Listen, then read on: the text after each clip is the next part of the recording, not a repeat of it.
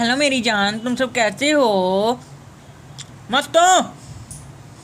तो आज के इस वीडियो में हम जो है पढ़ने वाले हैं सॉलिड स्टेट, जो कि आपके क्लास 12 के केमिस्ट्री का चैप्टर 1 है। ओके ओके, तो आज हम पढ़ने जा रहे हैं सॉलिड स्टेट। सॉलिड स्टेट पढ़ने जा रहे हैं। ओके, तो देखो, आज हम इसका इंट्रोडक्टरी वीडियो है और इस इंट्रोडक्टरी वीडियो में हम सॉलिड क्या होता है, सॉलिड की प्रॉपर्टी, सॉलिड कितने प्रकार के होते हैं, टाइप्स ऑफ क्रिस्टलाइन सॉलिड, इन सभी के बारे में आज की इस वीडियो में हम जिक्र करेंगे। ओके, आएंगे, आपको बताएंगे, वीडियो लेक्चर में बताएंगे। आप सारा चीज़ कॉपी पेन लेकर बैठो और नोट करते जाना। ओके ओके, तो चलो शुरू करते हैं। सबसे पहले हम समझेंगे कि सॉलिड क्या होता है। तो सॉलिड क्या होता है, तो हमने पढ़ा कि सॉलिड क्या होता है। चलो डिफिनेशन बता देते हैं। तो solid is that state of matter, that state of matter in which the constituent particles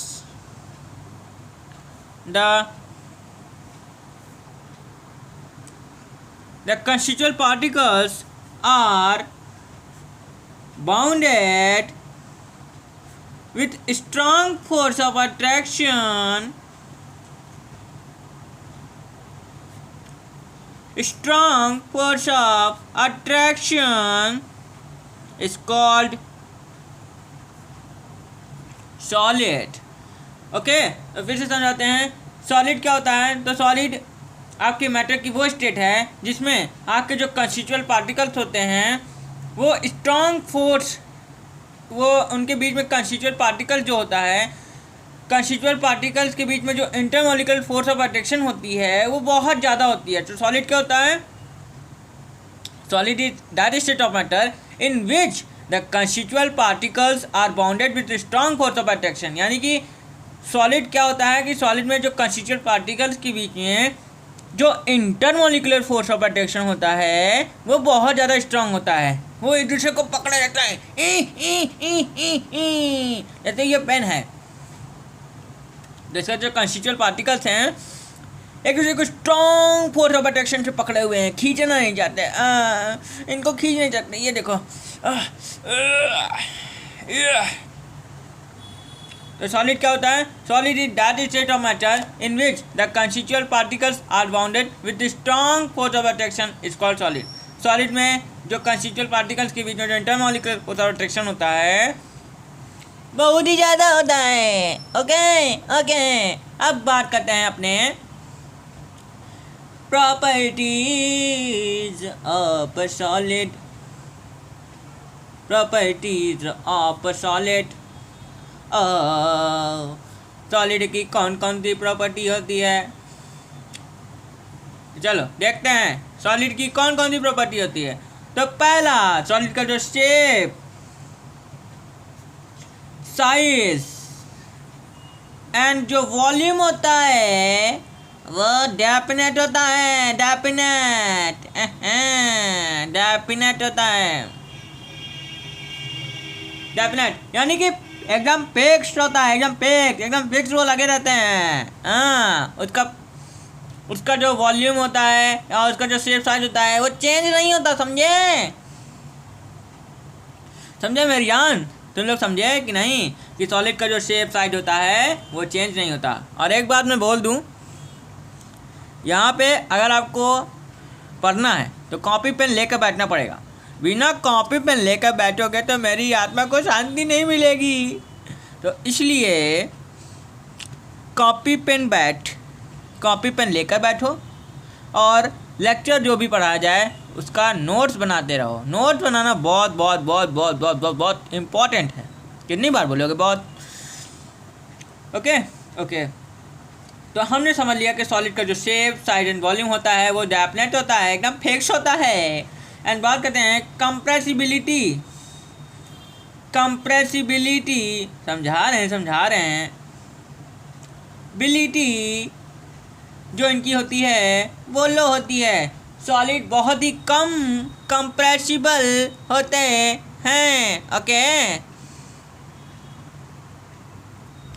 okay, solid बहुत ही कम कंप्रेसिबल होते हैं, इनको हम दबा नहीं सकते। हाँ, जैसे मैं रुक जाओ, एक पेंसिल निकालता हूँ, देखो इसको क्या मैं दबा सकता हूँ? नहीं, इसको मैं दबा नहीं सकता। तो सॉलिड को हम दबा नहीं सकते, और इनकी जो कंप्रेसिबिलिटी होती है वो बहुत लो होती है, बहुत ही कम, बहुत तिन्नी जैसी एकदम चींटी की तरह होती है, समझे। तीसरी प्रॉपर्टी है कि इनकी फ्लेक्सिबिलिटी जो इनकी होती है बहुत ही लो होती है। ये बहुत ही कम फ्लेक्सिबल होते हैं, ये आरामदायक बहुत कम होते हैं। ये आपको गद्दे की तरह नहीं लगते हैं कि आप इसको मार दो तो आपको लगेगा ही नहीं, आपको ये चोट पहुंचा सकते हैं, समझे। मतलब ये है, इसको मैं हाथ में ऐसे मार दूँ तो ये मेरे हाथ को छेद या हमको चोट लग सकती है, समझे। तुम्हारे कारण मैं अपने आप को चोट कैसे लगवाऊँ अपने आप को चोट? नहीं लगवाऊँगा मैं अपने आप को चोट, समझे। हाँ, तो ये हमको नुकसान भी पहुंचा सकता है। सॉलिड क्या होता है? तो सॉलिड बहुत ही कम उसमें फ्लेक्सिबिलिटी पाई जाती है, वो आरामदायक बहुत कम होता है। गद्दे की तरह नहीं होता कि आप इसको मार दो तो लगेगा ही नहीं, ये बहुत ज़्यादा स्ट्रॉन्ग होते हैं। इनके जो इंटरमॉलिक्यूलर फोर्स ऑफ अट्रैक्शन होता है वो बहुत ज़्यादा स्ट्रॉन्ग होता है, समझे। अगर मार दोगे तो लग जाएगा, छेद हो जाएगा, हो सकता है खून बहने लगेगा। छेद नहीं होगा, खून बहने लगेगा। ओके, ऐसे खून बहने लगेगा, फिर रोते हुए मम्मी के पास जाओगे, मम्मी खून बहने लगा। कभी ऐसे ट्राई मत करना, समझे कि पता चला लगवा लिए। अब बात करें तो इनका जो डिफ्यूज़न होता है वो भी बहुत लो होता है। इनका जो डिफ्यूज़न होता है वो बहुत ही लो होता है, यानी ये गैस और लिक्विड की तरह नहीं होते कि बहुत जल्दी फैल जाते हैं। गैस क्या होती है? गैस फैल जाती है गैस फैल जाती है। बात करें, आप पानी लो और पानी का करो फेंक दो तो वो क्या करेगा? फैल जाएगा, जितना स्थान घेर लेगा ज़मीन में फैल जाएगा। सॉलिड, अब देखो मैं इसको यहाँ फेंक दिया, देखो मैं तेज़ी से फेंका तो ये फेंक दिया, ये बिखरा नहीं, फैला नहीं, ये वैसे का वैसा ही रहा, समझे। ये फैला नहीं, वैसे का वैसा ही रहा। ये बहुत जिद्दी है, बहुत जिद्दी। इसको, ये बहुत ठोस है, इसका दिल बहुत मजबूत है। बेचारे लिक्विड और गैस का जो होता है वो दिल बहुत ही कमज़ोर है, ये लोग सहन नहीं कर पाते। इनको अगर फेंक दो ऐसे तो ये बिखर जाएंगे, पर ये बिखरते नहीं हैं। ये बोलते हैं हमको चाहे कूड़े में फेंक दो, चाहे जहाँ फेंक दो, हम स्ट्रॉन्ग के स्ट्रॉन्ग। इसके तरह आपको भी बनना है, मजबूत दिलों वाला, समझे। कि किसी को भी आपको कोई भी कह के चला जाए, कुछ भी कह दे, कुछ भी, चाहे अच्छे से अच्छा चाहे बुरे से बुरा कोई कह दे, आपको कोई फ़र्क नहीं पड़ना चाहिए। जैसे हो वैसे ही रहना चाहिए, तो तब आप एकदम सॉलिड की तरह कहलाओगे। तब आप जीवन में आपको कोई हिला नहीं सकता, जैसे इस सॉलिड को कोई हिला नहीं पाता, समझे। ओके, एंड बात करें पांचवा, तब पांचवा इनकी जो मेल्टिंग पॉइंट एंड जो इनका बॉइलिंग पॉइंट होता है, बॉइलिंग, ये क्या होता है? हाई होता है। ओके, इनका जो मेल्टिंग एंड बॉइलिंग पॉइंट होता है ये बहुत ज़्यादा हाई होता है। इनको आप गला दो और उबाल दो तो ये बहुत जल्दी होते हैं। ये गलाने, जैसे लोहा है, लोहा को देखते हो, गला दो तो गल जाता है। ओके, और उबालने पे ये क्या होते हैं? जो सॉलिड होते हैं ये जो आप गला दो, इनको गला दो या उबाल दो तो बहुत जल्दी हो जाते हैं, समझे, बिना सोचे समझे हो जाते हैं। छठवीं प्रॉपर्टी इधर ही लिख देते हैं। तो छठवीं प्रॉपर्टी ये है कि ये good conductor good conductor of electricity and heat. ये अच्छे कंडक्टर हैं इलेक्ट्रिसिटी और हीट के, समझे। तो इस तरह से सारा का सारा ये सब बता देते हैं। तो सॉलिड क्या होता है? Solid that is matter in which the constituent particles are bounded which strong of attraction. Solid क्या होता है? सॉलिड में जो कंस्टिट्यूएंट पार्टिकल्स के बीच में जो इंटरमोलिकुलर फोर्स ऑफ अट्रैक्शन होता है वो बहुत ज़्यादा स्ट्रॉन्ग होता है। सॉलिड की प्रॉपर्टी नंबर 1 की साइड का, सॉलिड का जो शेप, साइज और वॉल्यूम होता है वो डेफिनेट होता है, एकदम फिक्स होता है, वो चेंज नहीं होता। कंप्रेसिबिलिटी इनकी लो होती है, आप इनको दबा नहीं सकते। फ्लेक्सिबिलिटी लो होती है, आप इनको मार दो तो ये आपका छेद कर देंगे। ओके। डिफ्यूजन, इनको आप फैला नहीं सकते गैसेज की तरह, लिक्विड की तरह। इनका जो मेल्टिंग एंड बॉइलिंग पॉइंट होता है वो बहुत ज़्यादा हाई होता है। बात करें ये good conductor of electricity and heat. इस तरह से हमारा समाप्त हो गया। ओके। जो भी हमारे तेज में देख रहे होंगे ना इंटू 2 की स्पीड में, उनको सुनाई दे रहा होगा, समझे। मज़ा करना चाहिए, समझे। मैं तो इतना मज़ा करता हूँ, काश आप लोग मेरे सामने होते तो मैं और मज़ा करता, समझे। तो चलो अब बात करते हैं सॉलिड के टाइप्स के। इतनी चीज़ें आप नोट कर लो, नोट करना हो तो नोट कर लियो, नोट करना है तो नोट कर लियो। तो नोट कर लिया, इतनी चीज़ें नोट कर लिया। अब हम चलते हैं आपके सॉलिड के टाइप्स के ऊपर। Types of solid. तो सॉलिड के कितने प्रकार होते हैं? तो सॉलिड आपका 2 प्रकार का होता है। और एक बात याद रखना, यहाँ पे जो हम सॉलिड की बात करेंगे वो क्लोजली पैक्ड होंगे, क्लोजली पैक्ड होंगे, समझे। वो चारों तरफ से बंद होंगे, पैक होंगे, समझे। एकदम बंद होंगे, क्लोजली पैक्ड होंगे। ओके। एंड बात करते हैं पहला टाइप। तो पहला टाइप होता है क्रिस्टलाइन। Crystalline solid. दूसरा प्रकार होता है amorphous. Amorphous solid. Okay okay. And बात करें तो आपका YouTube पे एक ऑप्शन होता है कि आप जो है यहाँ पे लेक्चर जो चल रहा है आप इसकी स्पीड भी चेंज कर सकते हो। Okay.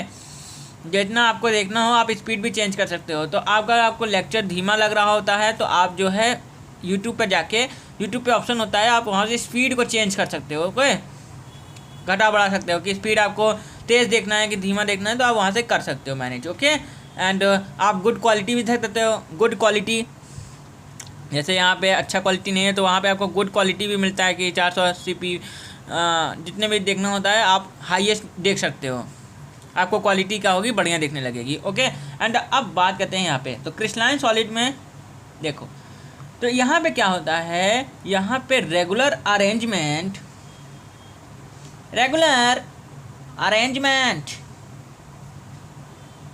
Of constituent particles for long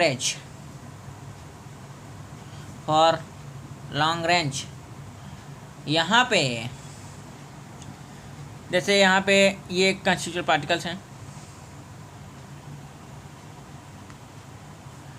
तो देख रहे हो इनका जो आपका रेगुलर अरेंजमेंट है वो बहुत ही लॉन्ग रेंज के लिए जा रहा है। देख रहे हो कि नहीं, ये बहुत ही लॉन्ग रेंज तक अच्छे से अरेंज होते हैं। ओके। यहाँ पे जो कंस्टिट्यूएंट पार्टिकल्स के जो आपका रेगुलर अरेंजमेंट होता है वो बहुत ही लंबे समय के लिए होता है, बहुत ज़्यादा लंबा समय के लिए होता है, समझे। यहाँ पे क्या होता है, यहाँ पे रेगुलर अरेंजमेंट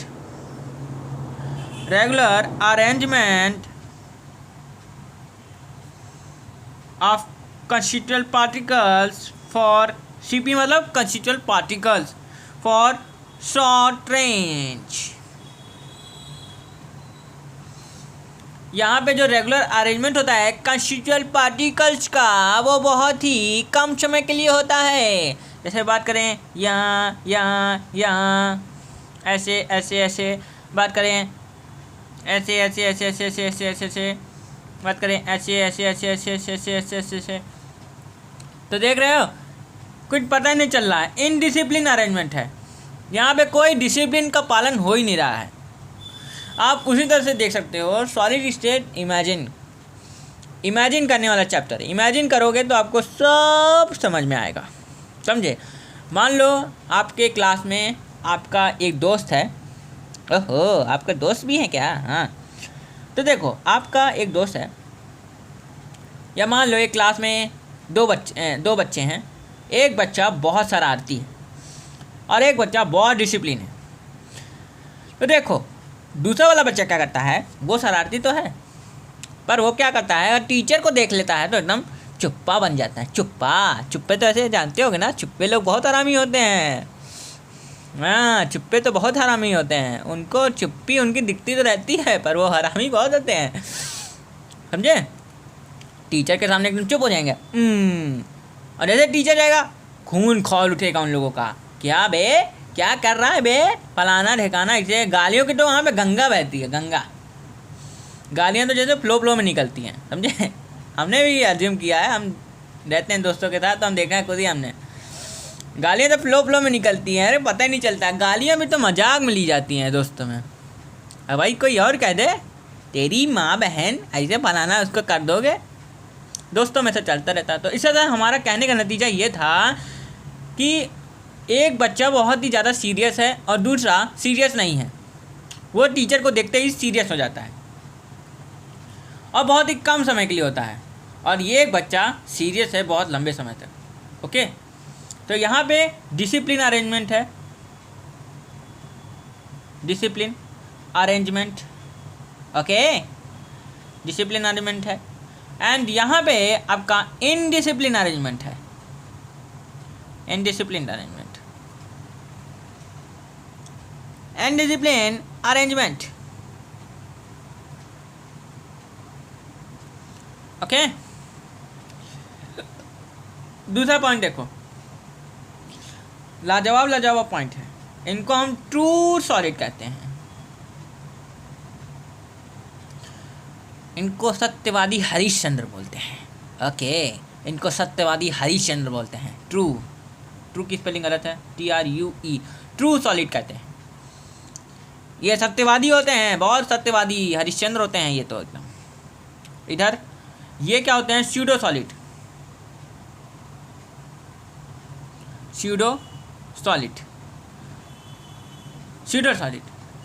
या इधर बोल सकते हैं super cooled liquid,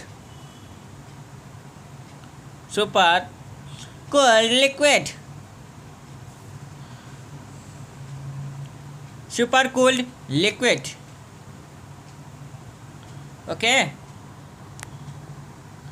super cooled liquid. ये ट्रू सॉलिड होते हैं, ये कूल होते हैं। कभी कभी झूठ भी बोलते हैं, ये झूठ भी बोलते हैं बहुत। वही कूल बच्चा और एक ठंडा बच्चा झूठ नहीं बोलता, वो सत्यवादी होता है। सत्यवादी, आप एक सत्यवादी हो और एक साला झूठा है। वो मम्मी पापा के सामने झूठ बोलता है और जाके पता नहीं गपशप लड़ाता रहता है। तीसरा, इनका जो मेल्टिंग पॉइंट होता है,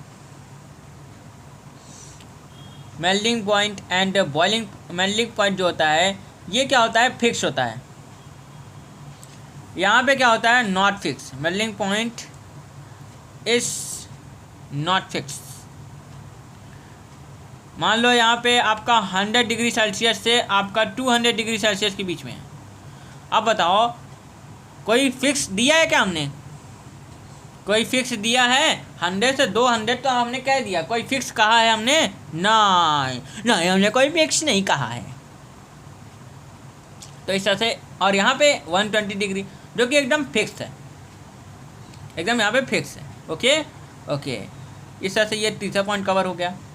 अब चौथा ये है कि क्रिस्टलाइन सॉलिड को हम एन आइसोट्रॉपिक भी बोलते हैं। एन आइसोट्रॉपिक क्रिस्टलाइन सॉलिड जो होते हैं ये एन आइसोट्रॉपिक इन नेचर होते हैं। एंड बात करें ये तो ये होते हैं आइसोट्रॉपिक इन नेचर।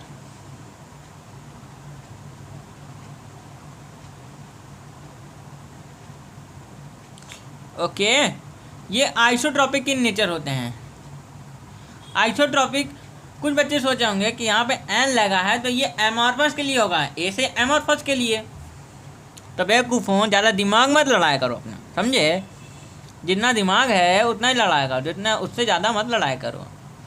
बहुत ज़्यादा बोलने लगे हो भाई, जवान संभाल के बात करो। हाँ मेरी जान, तुम लोग को रास्ते पे ले आना चाहता हूँ। तो देखो, एन आइसोट्रॉपिक का मतलब होता है different physical property. Different physical property, लिख लेना, physical property in different direction. Different direction, यहाँ पे जो डिफरेंट फिजिकल प्रॉपर्टी होंगे वो डिफरेंट डायरेक्शन में होगी। एंड यहाँ पे क्या होगा, यहाँ पे same physical property, same physical property in different direction.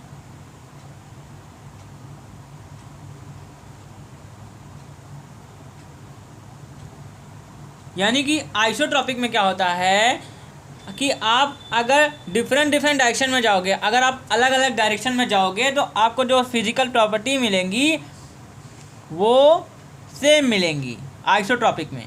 And बात करें एन आइसोट्रॉपिक में, तो एन आइसोट्रॉपिक में क्या होता है कि अगर आप डिफरेंट डायरेक्शन में जाओगे, यानी आप अलग अलग डायरेक्शन में जाओगे, तो आपको जो फिजिकल प्रॉपर्टी मिलेंगी वो अलग अलग होंगी, समझे? तो different physical property in different direction. Okay, इस तरह से ये हो गया। एंड इसको एक एग्जांपल से भी समझ सकते हैं।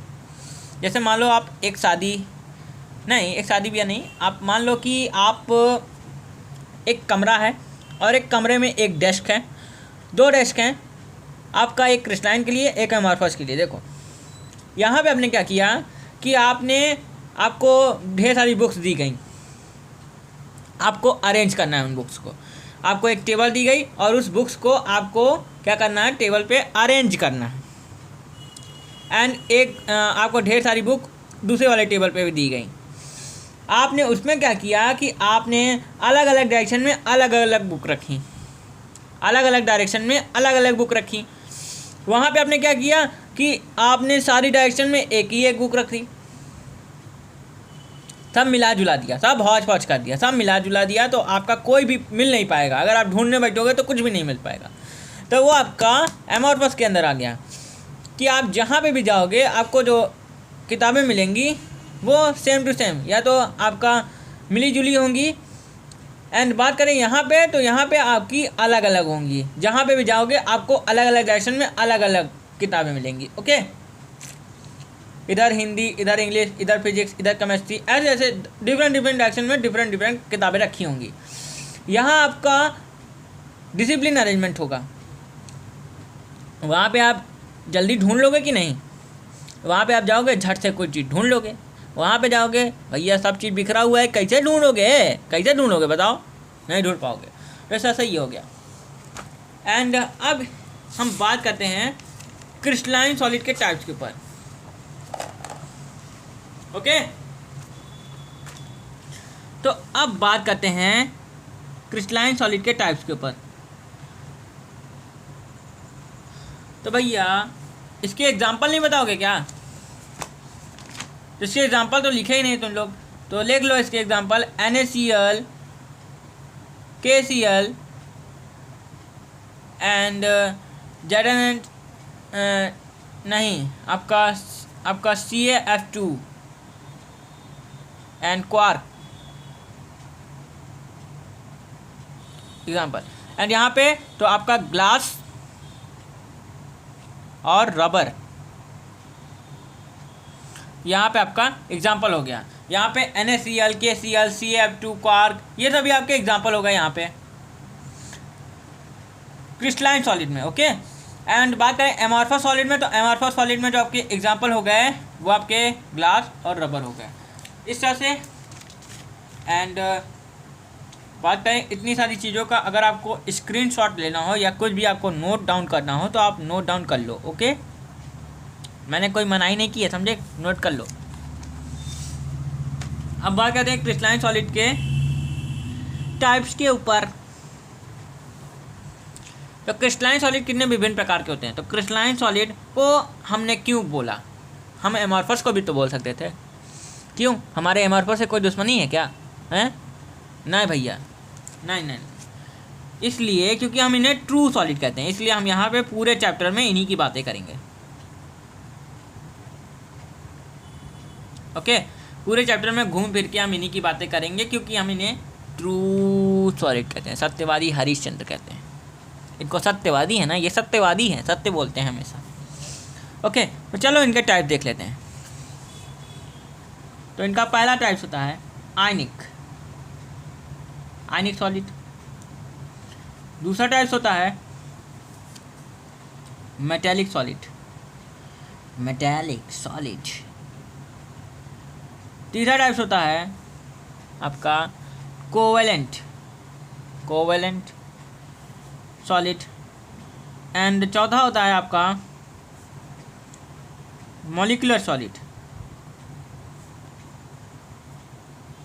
ये 4 प्रकार के आपके क्रिस्टलाइन सॉलिड के टाइप्स होते हैं। ओके, एंड अब बात कर लेते हैं अपने कंस्टिट्यूएंट पार्टिकल्स की। सीपी लिख दिया, कंस्टिट्यूएंट पार्टिकल्स। अगर आपको पूरा लिखना होगा तो लिख लेना। तो देखो, इन सभी में हम आपके कंस्टिट्यूएंट पार्टिकल्स के बारे में बात करते हैं। तो यहाँ पे क्या होंगे, आयनिक में आपके जो कंस्टिट्यूएंट पार्टिकल्स होंगे वो आयंस हो गए भाई। कैटायंस एंड एनायंस होंगे कि नहीं? हैं? कैटायंस एंड एनायंस मिलके कंस्टिट्यूएंट पार्टिकल बनाएंगे, यही आयनिक बॉन्ड भी बनाएंगे। ओके, यही क्या होंगे, आपके कंस्टिट्यूएंट पार्टिकल्स होंगे और ये मिलकर आपके आयनिक सॉलिड में रहेंगे। ओके, एंड बात करें इसके बीच के, अभी बात कर लेंगे। इनमें जो कंस्टिट्यूएंट पार्टिकल्स होते हैं आयनिक सॉलिड में, वो आपके आयंस होते हैं, कैटायंस एंड एनायंस। एंड यहाँ पे क्या होते हैं, तो यहाँ पे मेटल एटम होते हैं। यहाँ पे तो आपका यहाँ पे नॉन मेटल एटम होते हैं, नॉन मेटल एटम।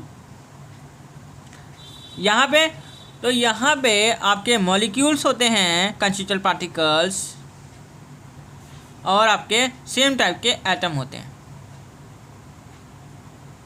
ओके, तो कंस्टिट्यूएंट पार्टिकल्स में आयनिक में आपका आयंस होते हैं, मेटालिक में आपका मेटल होते हैं, एंड कोवेलेंट में आपका नॉन मेटल होते हैं, मॉलिक्यूलर में आपके मॉलिक्यूल्स या सेम टाइप के एटम भी हो सकते हैं।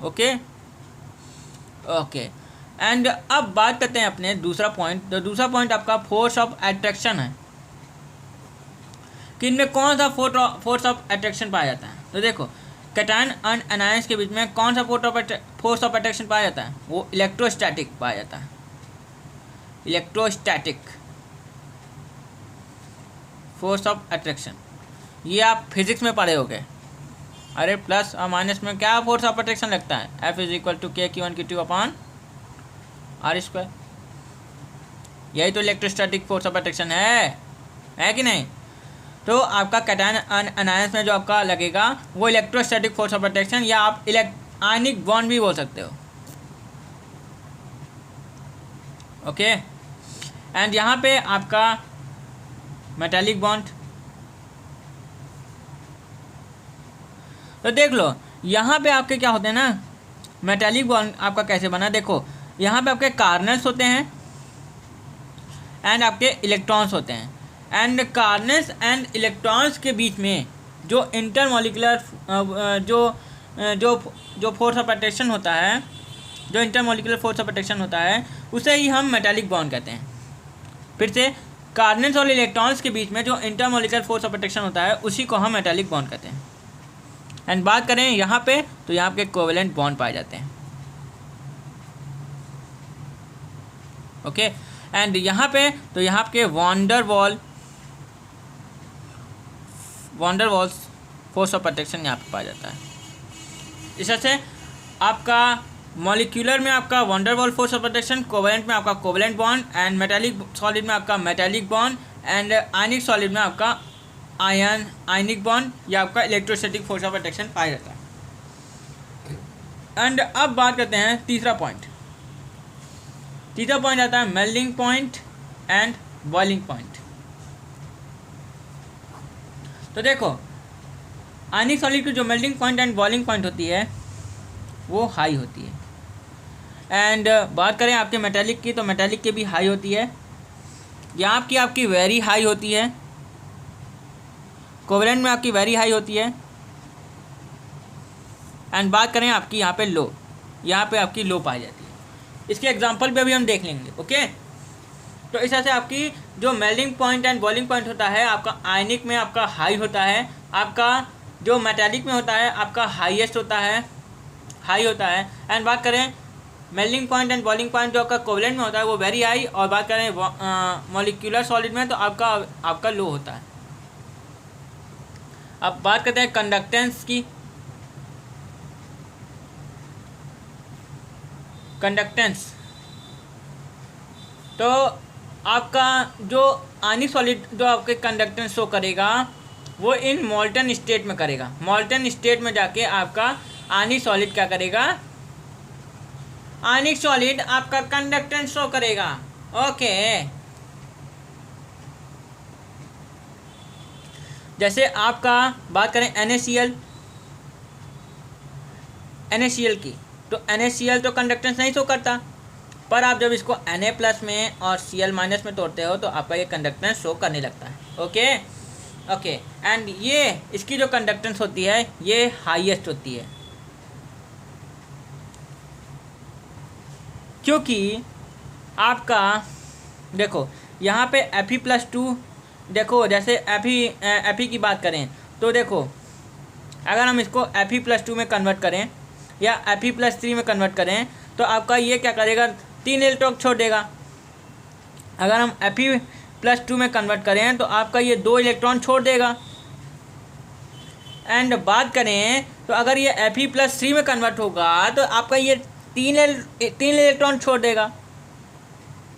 ओके, एंड बात करें जैसे ये इसके अंदर आपका Fe+2 and Fe+2 and Fe+2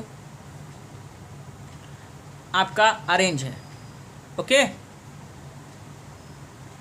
and आप सोचे होंगे कि ये आपका भैया ++ है तो ये अंदर रह कैसे रहे हैं, ये आपको रिपेल हो जाना चाहिए। अरे भैया आपने फिजिक्स में पढ़ा होगा ++ चार्ज जो होते हैं एक दूसरे को रिपेल करते हैं। यहाँ पे ही तो ये रिपेल भी नहीं हो रहा है, ये कैसा भैया है। तो देखो, तो यहाँ पे जो आपका इलेक्ट्रॉन्स होते हैं, यहाँ पे इलेक्ट्रॉन्स आपके अंदर फ्लो होते रहते हैं। इलेक्ट्रॉन्स की यहाँ पे गंगा बहती है, गंगाएं। इलेक्ट्रॉन्स यहाँ के सागर हैं, सागर। ओके, तो इस तरह से आपका अगर आप Fe+2 में कन्वर्ट करो तो आपका ये 2 इलेक्ट्रॉन छोड़ देगा। तो इस तरह से 2 2 2 इस तरह से 6 6 12, इस तरह से 12 इलेक्ट्रॉन यहाँ पे आपके क्या कर रहे हैं, फ्लो कर रहे हैं, फ्लो। एंड आपको ये पता होना चाहिए कार्नेस अगर है तो वो क्या करते हैं, कार्नेस इलेक्ट्रॉन को लूज करते हैं, इलेक्ट्रॉन्स को क्या करते हैं, कम करते हैं, जब भक। और आपके पता होना चाहिए कि जो मेटल होते हैं वो आसानी से इलेक्ट्रॉन को क्या करते हैं, डोनेट, त्याग देते हैं। ओके, इस तरह से आपका हो जाएगा, क्योंकि यहाँ पे इलेक्ट्रॉन्स की गंगा बहती है, इसलिए आपकी यहाँ मेटेलिक सॉलिड आपका क्या करता है, हाईएस्ट शो करता है, सबसे ज़्यादा इसकी होती है। ओके, एंड यहाँ पे क्या होता है, यहाँ पे आपकी कंडक्टेंस लो एंड यहाँ पे भी आपकी लो। एंड एक बात यह है कि आपका यहाँ पे melting point and boiling point, देखो कोवेलेंट बॉन्ड का जो फोर्स ऑफ अट्रैक्शन होता है वो आपका आयनिक सॉलिड से कम होता है। ओके, ये आप ध्यान रखना कि कोवेलेंट बॉन्ड जो होता है इसका जो फोर्स ऑफ अट्रैक्शन होता है, हालांकि याद मत करो ये इतना इम्पोर्टेंट नहीं है। इम्पोर्टेंट ये था कि आपका फोर्स ऑफ अट्रैक्शन हमने बता दिया, कंस्टिट्यूएंट पार्टिकल बता दिया, इसमें आयंस होते हैं, इसमें मेटल एटम होते हैं, इसमें नॉन मेटल, इसमें मॉलिक्यूल्स और या सेम टाइप के एटम भी। और फोर्स ऑफ अट्रैक्शन की बात करें, electrostatic force of attraction ionic में एंड या आयनिक बॉन्ड हो सकते हैं, इसमें मेटेलिक बॉन्ड, इसमें कोवेलेंट बॉन्ड और इसमें van der Waals force of attraction. And बात करें इसमें melting point and boiling point की, तो इसमें आपकी हाईएस्ट शो करती है आयनिक में, एंड इसमें भी हाईएस्ट, एंड इसमें वेरी हाई, एंड इसमें आपका मॉलिक्यूलर में आपका लो। ओके, एंड बात करें कंडक्टेंस, तो कंडक्टेंस आयनिक सॉलिड का रिप्रेजेंट करेगा आपका इन मॉल्टन स्टेट में आपका जो है कंडक्टेंस आपका शो करेगा। जैसे NaCl है तो NaCl आपका कंडक्टेंस शो नहीं करता, जब अगर ये Na+ और Cl- में टूटेगा तभी आपका ये कंडक्टेंस शो करेगा, वरना ये नहीं शो करेगा। ओके, और इसकी जो मेटेलिक की होती है, मेटेलिक की सबसे हाईएस्ट होती है, क्योंकि यहाँ पे Fe+2 अरेंज थे। एंड बात करें कार्नर्स जो है इलेक्ट्रॉन को लूज करते हैं, ये जो हैं Fe+2 ये सभी क्या हैं, कार्नर्स हैं। एंड बात करें ये, तो इसके अंदर आपका अगर ये 2 इलेक्ट्रॉन लेता है तो आपका ये 3 Fe+2 में कन्वर्ट होता है, तो ये 2 इलेक्ट्रॉन छोड़ देगा, तो एक में 2 इलेक्ट्रॉन, तो आपका टोटल 6 हैं, तो 6 में आपका 12 इलेक्ट्रॉन हो जाएगा, 2 छंग 12। तो इस तरह से आपका इलेक्ट्रॉन जो है 12 इलेक्ट्रॉन यहाँ पे फ्लो कर रहे हैं आराम से, इसलिए यहाँ पे जो कंडक्टेंस शो करेगी वो हाईएस्ट होती है। ओके, एंड आपको ये भी कंडक्टर के अंदर फ्री इलेक्ट्रॉन पाए जाते हैं। ओके, सब इंपॉर्टेंट चीज़ें थी। एंड बात करें आपका एग्जांपल की, तो आपका यहाँ पे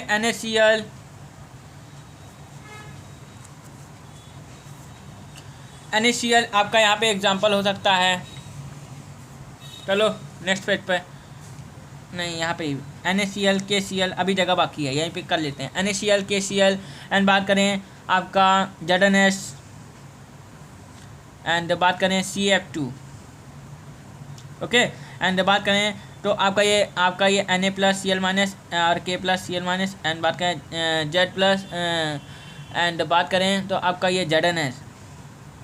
ओके, एंड ये प्लस और ये माइनस। ओके, तो इस तरह से आपका हो गया। एंड बात करें यहाँ पे आयनिक आपका जो है इसमें, तो आपका मेटालिक में आपका एग्जांपल कौन से हो जाएंगे, Fe, Zn, Cu, इस तरह से आपका। एंड बात करें आपका कोवलेंट में, तो कोवलेंट में जो आपके एग्जांपल होंगे, यहाँ पे जो एग्जांपल होंगे वो आपके सिलिका टू सिलिका, सिलिका मतलब मिट्टी। एंड बात करें आपका कार्बन टू कार्बन,